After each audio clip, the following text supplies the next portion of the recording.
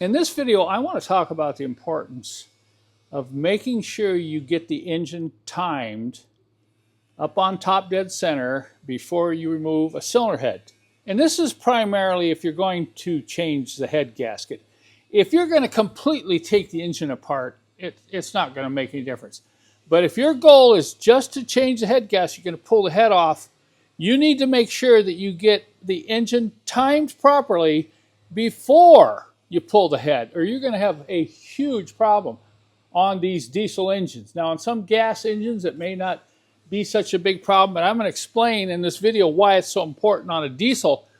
So we have a mark right down in here that we have to line up, and we have marks on the camshaft and on the camshaft tower that we have to line up. And then we have to make sure that it's coming up on compression on number one cylinder, because you can do it 180 degrees out. So this is extremely important. I did a video a few years ago about, hey, don't make this beginner's mistake when you're going to change a head gasket. Hey, Ryan, what are you doing over here anyway? Well, I just pulled the head, and yeah, looks like I'm just going to do a head gasket on it. Should be a piece of cake. Just a piece of cake? Yeah. Okay, well, did you have a problem getting the head off? No, once you got the manifolds off and everything else, it came off relatively easy. And you see a problem with the head gasket? Yeah. Yeah. I think you see there's a pretty clear there. Pretty clear there. So it shouldn't be a problem. But I need to ask you one question. Okay.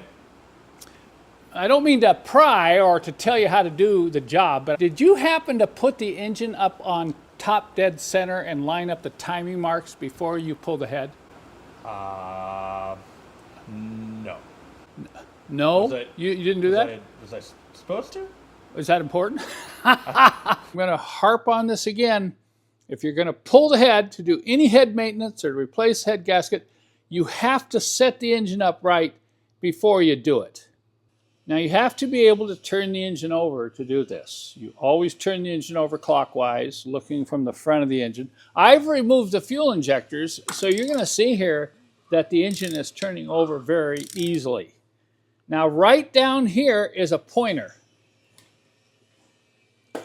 That's what we're looking at. We have to get this pointer lined up to the marks that indicate the engine is up on top dead center.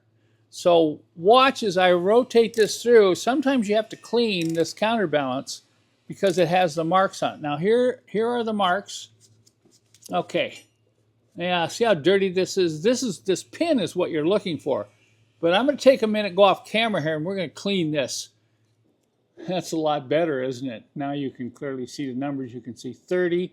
That's 30 degrees before top dead center. 20, 10, and then you see this pin. You might be fooled and think, oh, the pin is top dead center, but it's not. Watch, as I come through here, we come down to 10, and the pin's at about 5. And then if you look closely, this is 0 right here. And then you can look at the numbers again, and you see there's 10, 20 after top dead center. So we have the engine on 0, top dead center, but is it on compression stroke or is it on exhaust stroke? All right, we're ready to pull this valve cover off.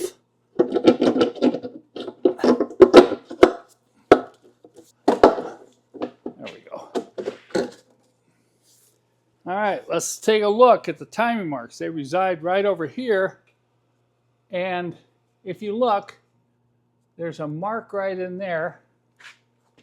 Can you see that mark? This is the mark. It's raised on the tower for the camshaft. And then there should be another mark on this washer. Look, there's no mark. What does that mean? So the next thing we're going to look at are the valves on number one cylinder. Now look, if this were coming up on compression stroke, top dead center, both of these cam lobes would be sticking out to the side, allowing the engine to build compression. Well look, this cam lobe is already pushing down on this rocker. This one over here is not straight out. So guess what? We had a 1 in 2 chance of getting this right, and we got it wrong. Granted, the piston is up but it's coming up on exhaust stroke. I know that some of you are watching, you're going to be thinking, hey, Kent, this is really basic stuff here. I know this. Well, if everybody knew this, I wouldn't be hearing via email all the problems people are running into. So this is basics. This is engine timing 101. I know some of you haven't done this before. That's the purpose of this video. So we're going to take and rotate the engine